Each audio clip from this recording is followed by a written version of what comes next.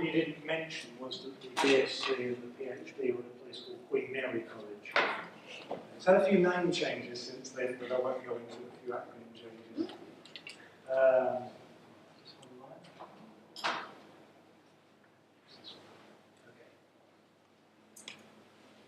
Let me just familiarise myself with this. Okay, so first thing is, I'm not going into my first slide of aims and objectives because I make those up as I go along. I think about halfway through, maybe actually, to be honest, about last night sometime, I suddenly realised what I was trying to achieve with this presentation. I start with a slide of medical computed tomography because that's something most people are familiar with. If we talk about CAT scans or CT scanning, this is what comes to mind. Originally people would have called them brain scanners because they usually just had scans of the head on the open machines, then they became whole body scanners. And before we go any further, I'm just going to talk a little bit about what computed tomography is, and in particular what this computed part is. Tomography is a method of imaging, computed tomography, that requires mathematical reconstruction. It cannot be done just optically or jiggling around with a film or anything like that. You have to have a computed process to get the images. And this is a German slide for some reason of what goes on inside a medical CT scan. And we have an X-ray source projecting through the patient onto an array of detectors, in this case just a linear array, and that rotates, both of these remaining opposite, will rotate around the patient. And in this case, it's just a line detector. So it's taking a linear array of signals, recording X-ray attenuation around the patient, around 360 degrees. That's kind of what one looks like with the lid taken off. Fairly old system now. This is what we call a third generation system. There are fourth generation ones around. I won't go into that now. And this is the resultant image we get from that line scan that's taken around 360 degrees. We mathematically compute a cross-section of whatever it is that's in the beam. And the good news is that this is non-invasive. The only other way of getting an image like that, I think, was illustrated in the film Kill Bill, if any of you have seen that. And that method is definitely not invasive.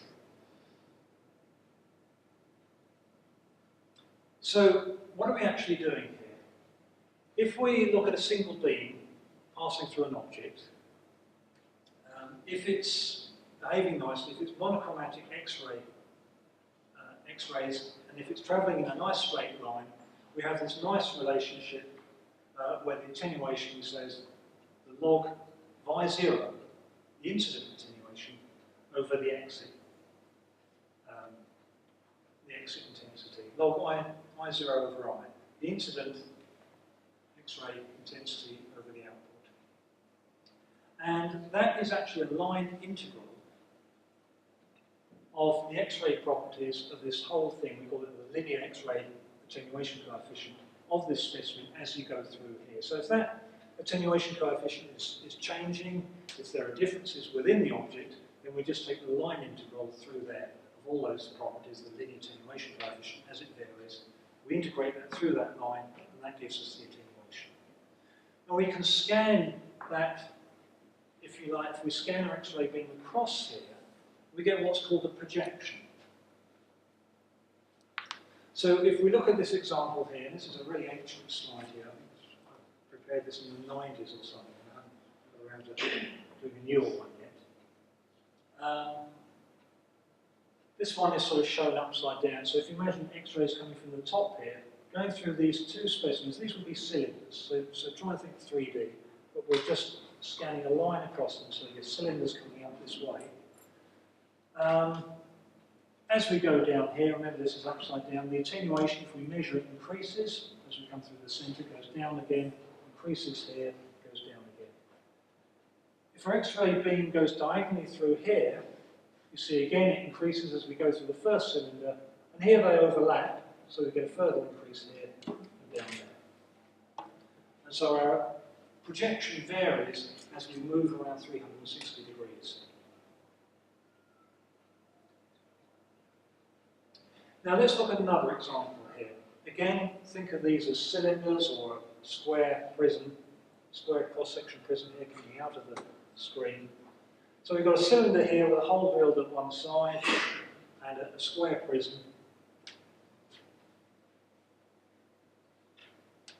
And here's our attenuation profile. If we've got X-rays coming down the screen that way, that's what the attenuation profile looks like. You see the dip in the middle here because it's a bit thinner, and so on. Now, what I've done in this image is encoded attenuation, so that high attenuation is white and low attenuation is black. So you can see as we go through the cylinder here, it gets brighter, it gets darker in the middle, brighter here again, and this is the square prism at the side. And so we've done a process called sort of back projecting, if you like, where we've taken this line encoded thing and we've dragged it across our image plane in that direction.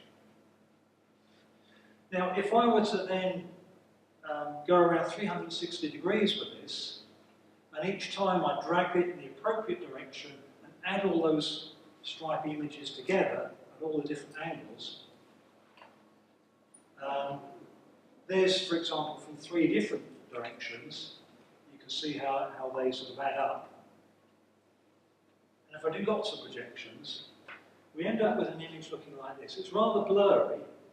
We actually see from this fairly crude process, there's my cylinder, there's the hole, and this thing here is sort of squarish. If you're far enough back there, it might look vaguely square. If you're a bit closer, it looks like a blurred mess.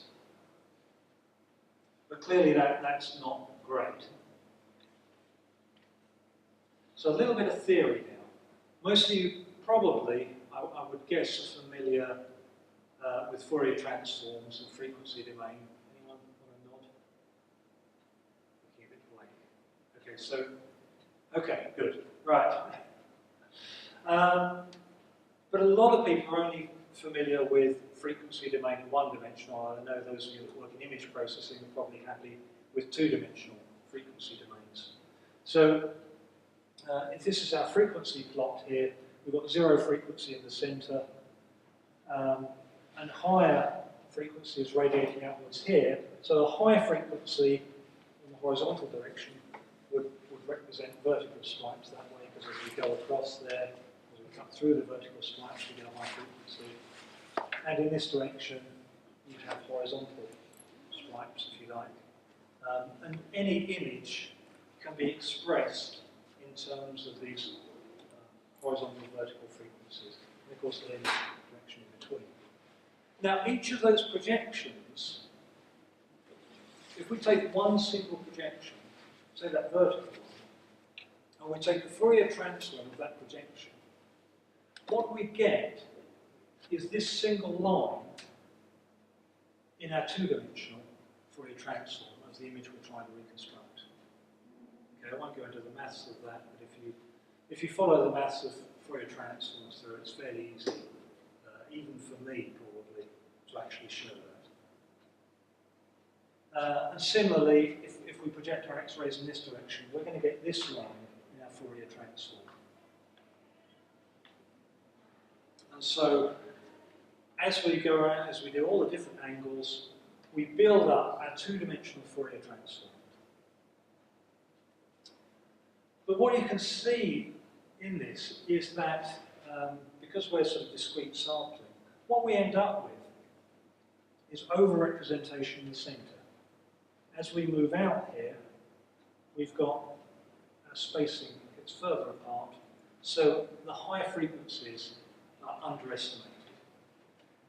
Underrepresented. And that's why in that image it looked very blurry. It's the high frequency that gives you the sharp detail images.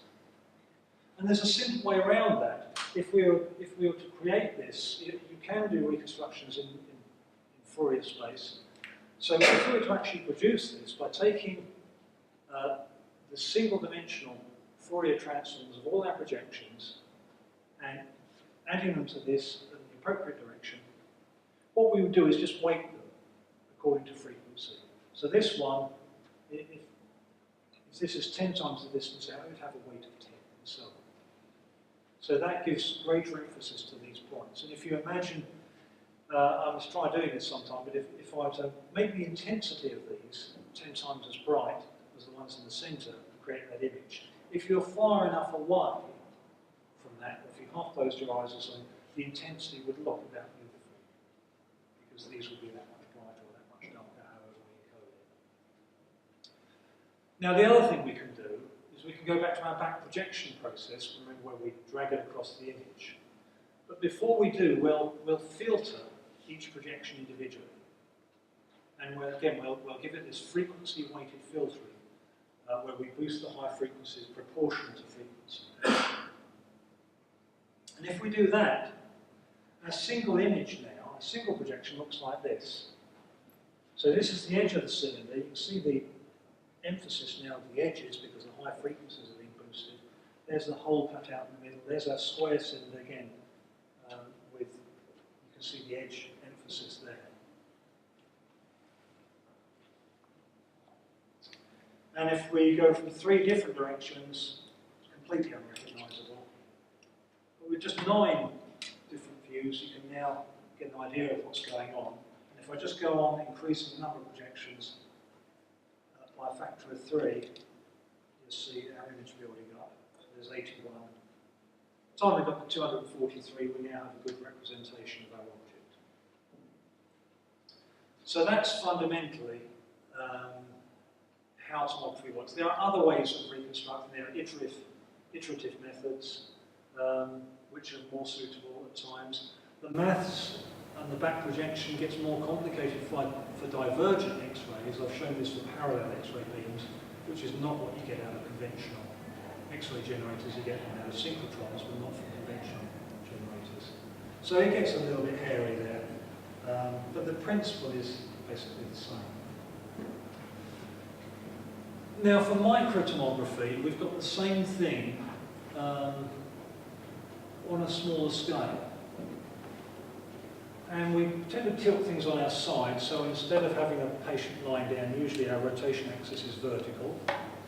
And because we've got a little object and a massive great X-ray generator and a massive great detector, we're not going to keep the object still and move all this around it. It's easy just to put this on the turntable and turn our little object around. So we record X-ray projections of this through 360 degrees as we turn it round.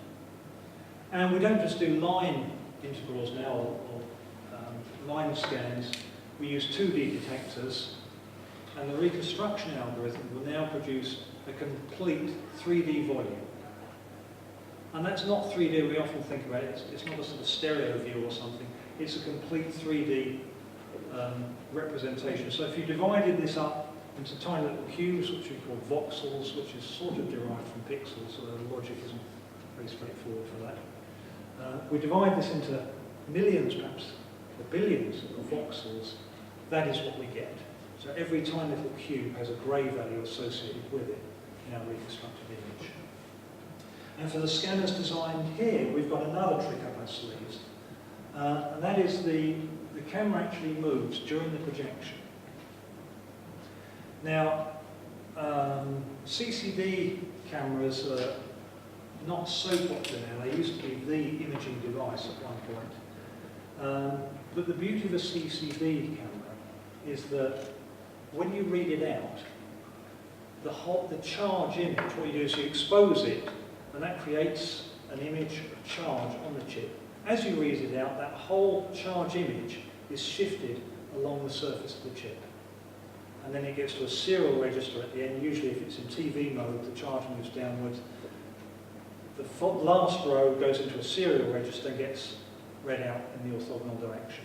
So that's what they call sort of bucket brigade charge shift. So if you imagine this was like a sort of church collection with pews down there, and you're collecting the money, and everybody's passing it to the left, or the right, whatever. And then the last row at the end passes it all down to the front. That's a sort of a crude picture of how a CCD works. But in this mode, called TDI, time delay integration mode, rather than exposing the image and then reading it out, you're doing both of them at the same time. And this was a method developed for spy planes, satellites and things, where you've got a continuously moving image. So what happens is, as the charge image is moving in one direction, you would have your optical image moving with it, or in this case, we move the camera in the opposite direction. So here's our serial register down here. We're moving the charge that way, but actually, because the camera's moving this way, the charge image itself is stationary. Now, for tomography, that has a huge advantage, because obviously, you know, it's not naturally a moving image. We're making the image move relative to the camera deliberately by moving the camera. And the reason we do that is that the CCD elements don't all have exactly the same sensitivity, the same response. Our X-ray scintillator that's turning X-rays into light is granular as well. And so every pixel on there, again, doesn't have quite the same sensitivity, not quite the same linearity.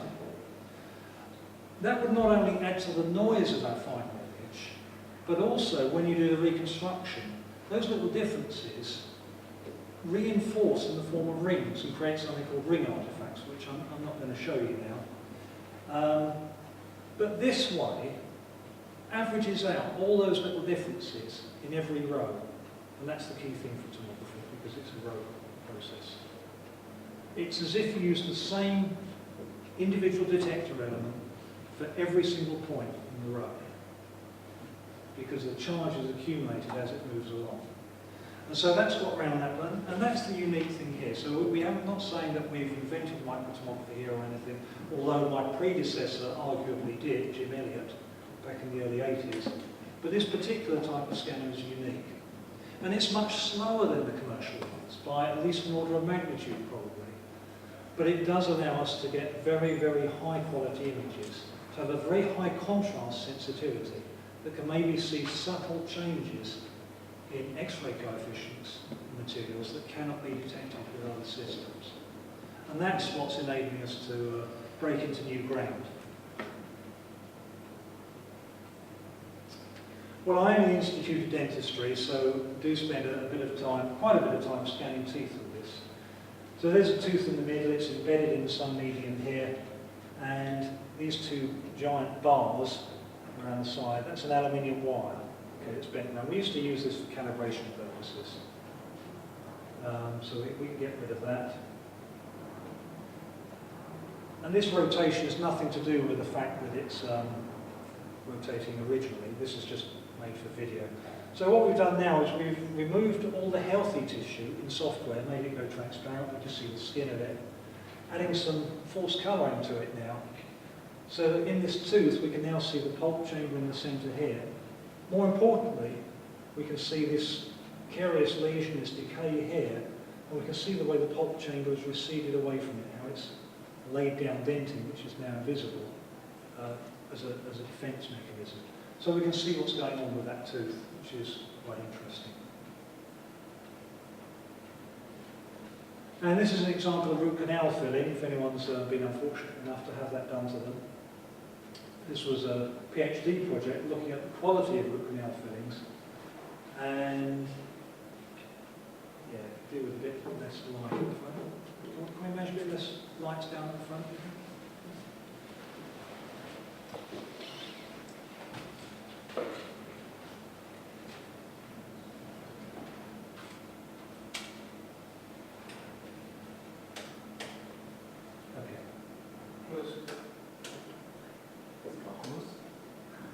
Not to worry, you can probably see that all right.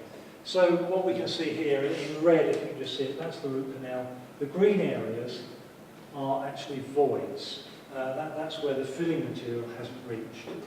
And in this case, that's not terribly good, having this big one down here. So we're learning about why these voids occur. This can only be done in extracted teeth. It's a research method. We can't do this in patients. And that's one of the things that's difficult in this day and age to get across to people is that there are some things that you cannot do. Some things are not possible. And we tend not to think like that. We've seen over the past, or during your lifetimes, there's been so much advance in technology. And if we think of CT technology and things, where we've come with that, you look at the quality of MRI imaging and things now, we just think, well, yeah, sooner or later we'll be getting this sort of quality image in our patients.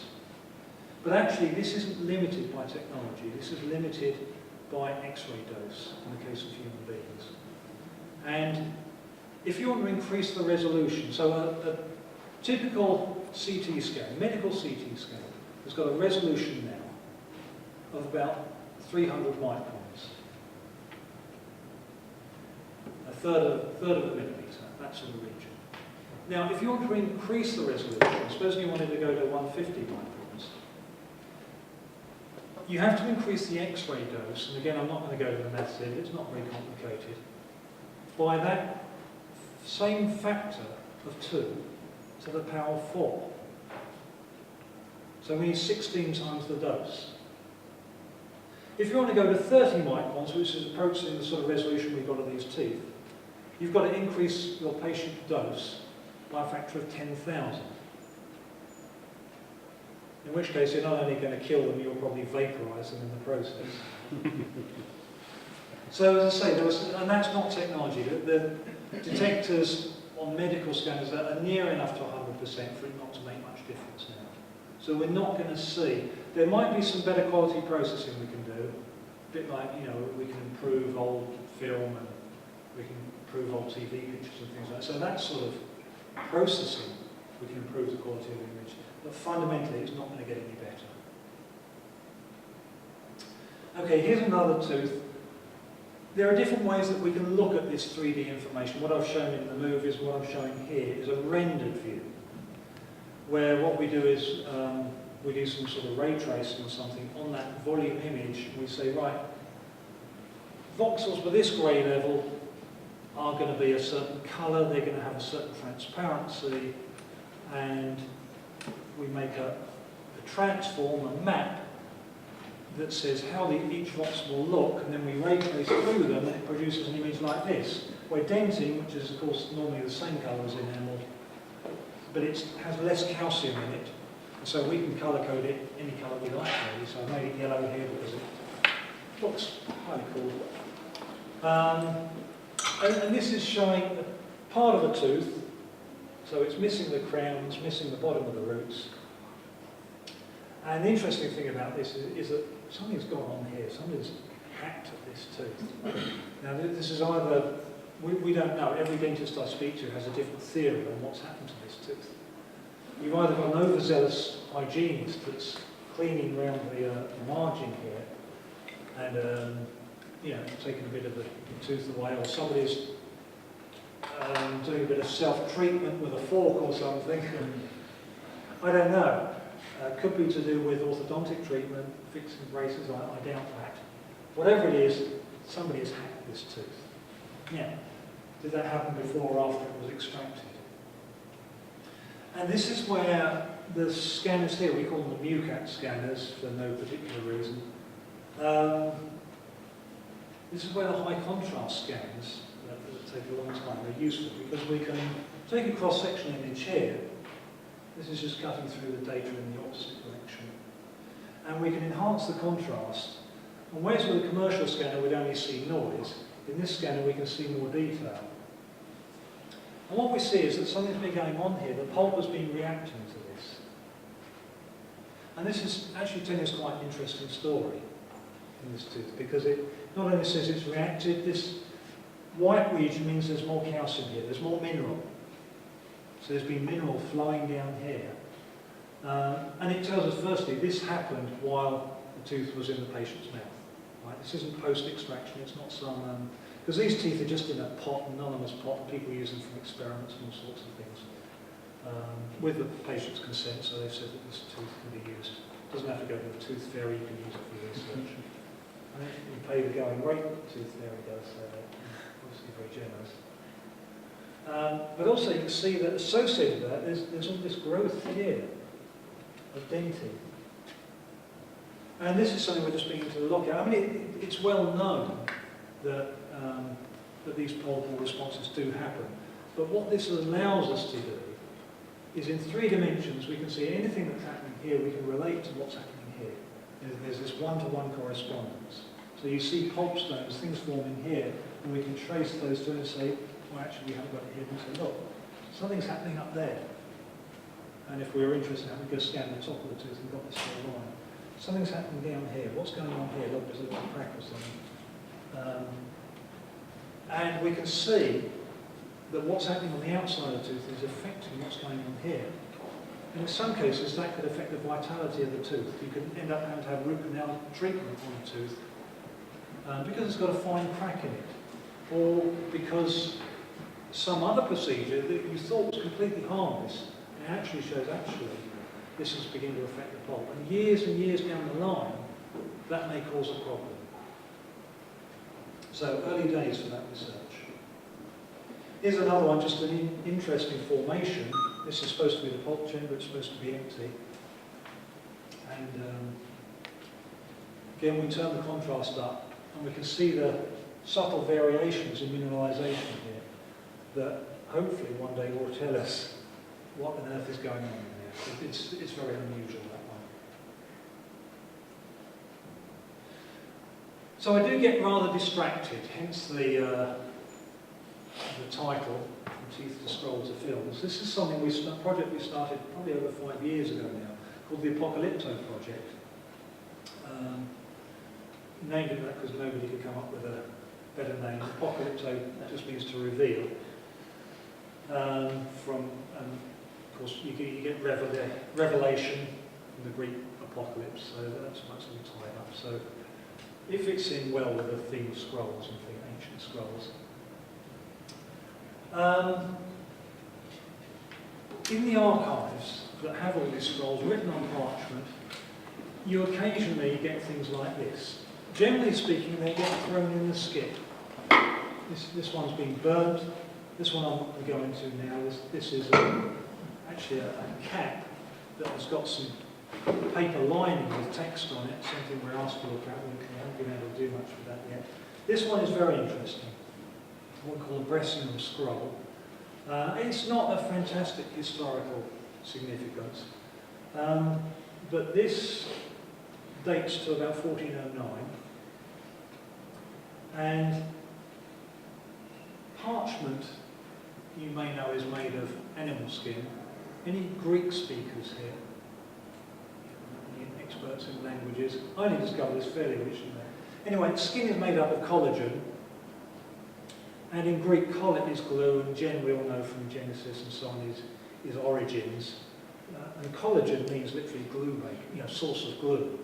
So collagen, which is a long way of saying that if this isn't kept stored properly, it turns into a solid lump of glue. The collagen breaks down and forms gelatin. And it's not that it gets glued together so much as it becomes glue. Okay, so there's no way of separating this. And this one was, they could actually unroll about a third of it and read the first third. And after that, it was just stuck together. And you can see where they've tried to open it a bit more and it's just shredded. And this was from the Norfolk Records Office. And we got involved with them. And we were telling them what we were doing, the sort of things we could do, and eventually they said, well, we have got this one thing that you might like to take a look at. And there's quite a procedure involved in actually getting it out of the archive and getting it here all safe and everything. And we were lucky enough then to have the BBC involved with that, so rather than give my presentation, they put so much effort into it, and I'm not trying to just brag that this was on TV, but actually I thought it was a rather good presentation, and they were a fantastic team to work with actually. I've worked with journalists before and not been very impressed, but the one-show people, if you get to do anything with them, they are fantastic. They really, I can't believe how much work. I've got to put the sound back in, sorry.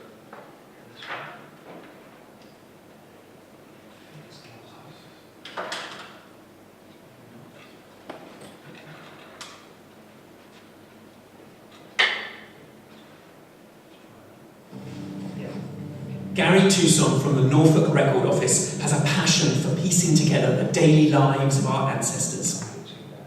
Right, show me what you've got. Well, this is from the man of Bressingham. Take it down a little bit. So this is from about 1409, 1410. So it's 600 years old. 100 years old, yeah. So can you unroll it any further? We can't go any further, I'm afraid. Why not? Well, in the past, this document is still wet, and the parchment on it is infused together. So if I pulled it any further, it would start to disintegrate, and we would never be able to find out what was written in it. 600 years ago, Bressingham Manor in East Anglia was home to 400 people. Gary hopes this scroll will give him a glimpse into their day-to-day lives. The Bressingham scroll is the first to undergo a new technique pioneered here at Queen Mary University in London. But these guys aren't specialists in record keeping or art history. It's a dental school. Dr. Graham Davis has developed a super-sensitive X-ray machine that looks inside teeth. It can distinguish between two materials just 1/50th of a millimetre apart. That's a fraction of a human hair. But now he's turned the technology to looking inside ancient scrolls too. The ink that was commonly used in medieval times contains iron. So in the same way that we see calcium in bones, we can see iron in the ink because it's a heavy element, and it shows up more on X-rays compared with the parchment that it's written on. The machine scans very fine slices of the scroll and then builds them up into a digital model made up from 11 billion 3D pixels. The scanned scroll is still rolled up, but Dr. Paul Rosen from the University of Cardiff has worked out an ingenious way to unwrap it digitally. So, Paul, what is this image here? What do you do with it? So we get literally 10,000 X-ray cross-sections, which are showing a cross-section through the scroll as we go along the length of the scroll. And they have this bright outline, which is the parchment, and then the very bright points correspond to ink. Right, so you've got a sort of a slice through the roll. Yes. And these little like splotches, that's actually the ink. That's right. So in all these cross-sections, we have to extract out the parchment, we have to do the unrolling, we have to take all the intensities and then stick them all together to form the resulting image. It's taken months to carefully line up thousands of these tiny slices. Today, Paul is going to show archivist Gary the result. If it's readable, it will be a world first. Okay, Paul, let's have a look. It's been 600 years since this has been read. So this is what we could see before. Yes. And now, Wow! That's really good. Let's come out. Look, better than I was anticipating. So, can you read any of this here? Yeah, well, this is dealing with fishing rights. Someone called William Skeet. Do we know who William Skeet is? So William Skeet is named as the Reeve, who is, if you like, he's the estate manager. So the estate manager sold himself the fishing rights. Yes. That's the way it worked, eh? Gary's scroll is only the beginning. In the near future, it's hoped this technique will be able to unravel more of history's hidden secrets. So, scrolls. A bit far removed from teeth. I'm going to breeze through this a little bit so we maybe have a few minutes for questions. If not, I hope to be around for coffee later. But based on that work, we then had somebody say, well, if you can do that with scrolls, what about film? Film has a similar problem in the old film, not the very old stuff that was on nitrate, but since then film was stored on acetate, and the acetate breaks down to form acetic acid if it's not stored properly, creating something called vinegar syndrome, where your film turns into vinegar. And literally, the first thing that will happen is it will stick together, and because the emulsion itself is fairly delicate, you then can't unreel it. You just completely destroy the picture. And unfortunately, there are some films now, they have only one copy of them, and they are very shortly going to disintegrate. Unfortunately, the one we've been asked to look at is probably beyond anything that's possible now. And the time it will take us to build a system that can do it, I think it will be long gone. Nevertheless, we did say, look, we're going to try, first thing we do is do a feasibility study. And we took a length of 8mm film, and we just we undid a bit of it. This is a perfectly healthy film. We scanned it at quite a high energy, 40 kV, because we know that's far too high just for a thin bit of film. But for a roll, you would need 40 kV to get through it, even for a roll about that round. And that was the best we could do. But we could just about see an image, so we thought we might as well scan it. Now, here's a roll of 16mm film. Now, this isn't a whole reel. This is about the biggest we could cope with in our current system. So our film reel is only that round. It's not, so this really is a feasibility test. But it was rolled up, 16mm film, rolled up, put in this old film canister, 35mm film canister, and everything you see from now on, that film has never come out from that canister. Right, we've taken the lid off once or twice to look at it like this, but we've never actually unrolled this physically. This is what the tomography scans look like. This is just sliced through two different directions in our data, and you can read here Gaumont British. This is the introduction to the Gaumont British news from 1948. So we can immediately see that there is something there. Now, I asked the people at Cardiff who did the scroll unravelling if they could possibly unravel this, and A, they didn't have much time, and B, the software didn't work at all, because there's no gaps between the film.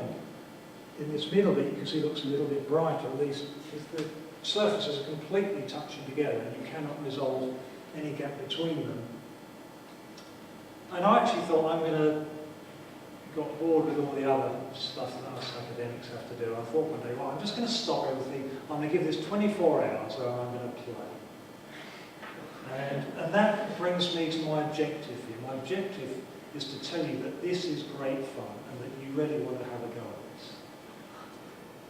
at this.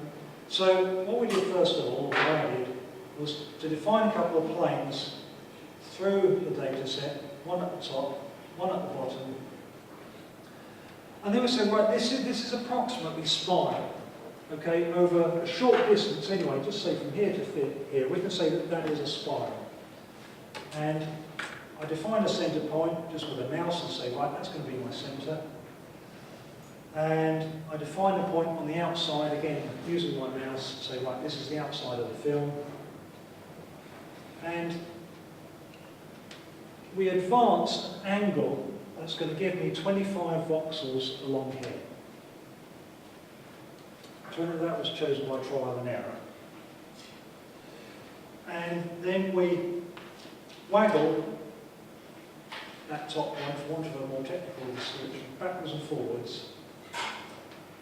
And we do the same on the bottom plane. We define that same point in line with this one, so the same bearing, and the same bearing on the top one, but we waggle that backwards and forwards.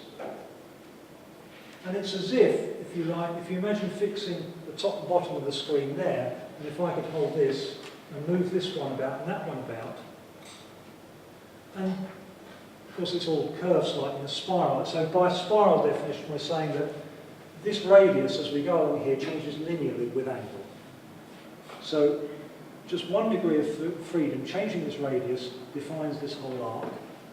Changing the bottom one, 2 degrees of freedom now, changes the bottom one, but actually those two defines this whole screen.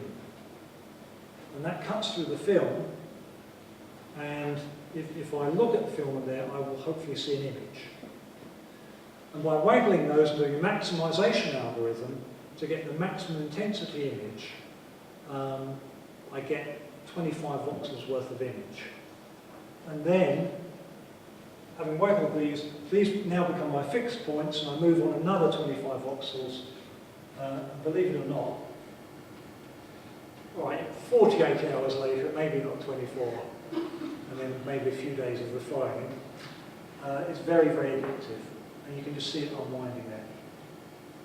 And what you'll see here actually is occasionally the sprockets, you'll see double images of sprockets, because the film is on the surface, and that's right next to the next layer of film, the back of the next layer, and we sometimes see the sprockets there.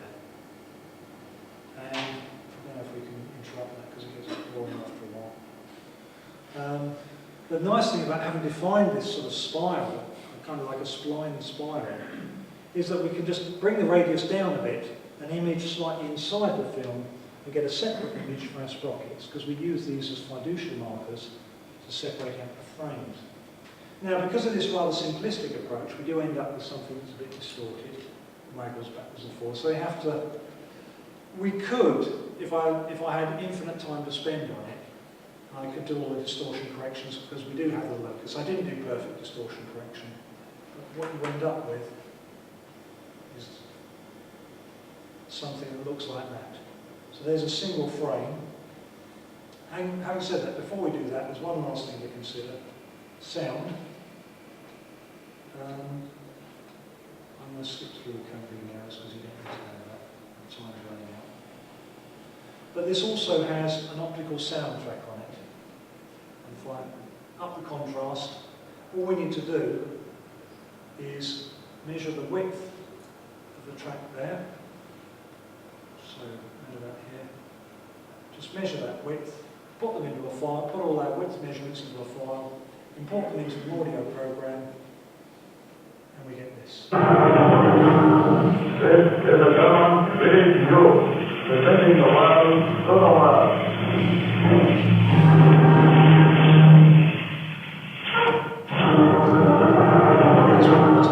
This is a German radio, presenting the world to the world.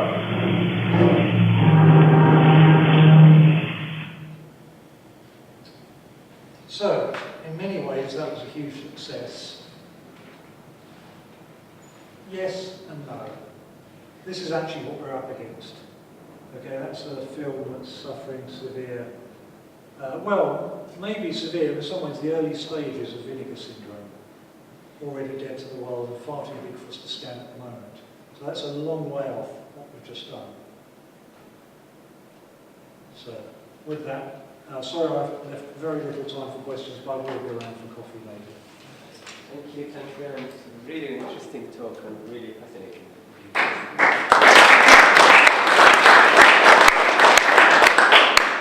It's really good to see basic science and a bit of engineering, genius ideas being used in different applications. Really. So you're going to go back to dentistry? Well, they pay my salary. Okay. Yeah. So any questions from the audience? Time maybe for one or two.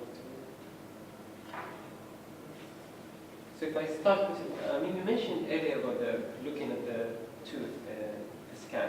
I know now they do the basic scans on the patient, but is it possible to do kind of feature extraction and then use a database of your high quality images and then kind of match saying, I have this feature which yeah, I mean that in a sense is why we're doing this, to understand better what's going on, and that is one of the things we could do. And the same is not just true. We do look at bones as well. So, for example, hips and things. We've looked at whole femoral heads where people have had hip replacements, and we've collected the offcuts and scanned femoral heads. And what we see on there can then be used later, perhaps to interpret MRI scans or X-rays in patients. So we can't do that kind of detailed examination of the patient, but maybe we can better inform the radiologist about what he's seeing on the scans. So yeah, that's the sort of thing we can do. And the last thing you mentioned about the film reel, when you said that you need to build a device for it. So what's the challenges with building something? The big challenge is one of the biggest ones is intensity. I mentioned this sort of fourth power scaling up. Yeah. So to do something that big, you have a similar sort of fourth power thing. So that we'd have to go to a synchrotron. But synchrotron imaging systems are designed a little bit differently. They have so much X-ray flux that they can afford to throw most of it away. In order to get high resolution pictures, their detectors are optimized for resolution and they aren't very efficient. So they are throwing sometimes 99% of that power away. We actually, because we need that contrast ratio, we need to keep all those photons. We need a high quantum efficiency. But normally if you do that, you then throw away the resolution. Somehow we've got to have both. and there's nothing that can offer us that. So it's a massive project. But of course, what we'd end up with is a system that can't just scan films, but people use it for all sorts of things. That's hopefully an upcoming project. Any other questions? Well, let's thanks Graham again. Thank you.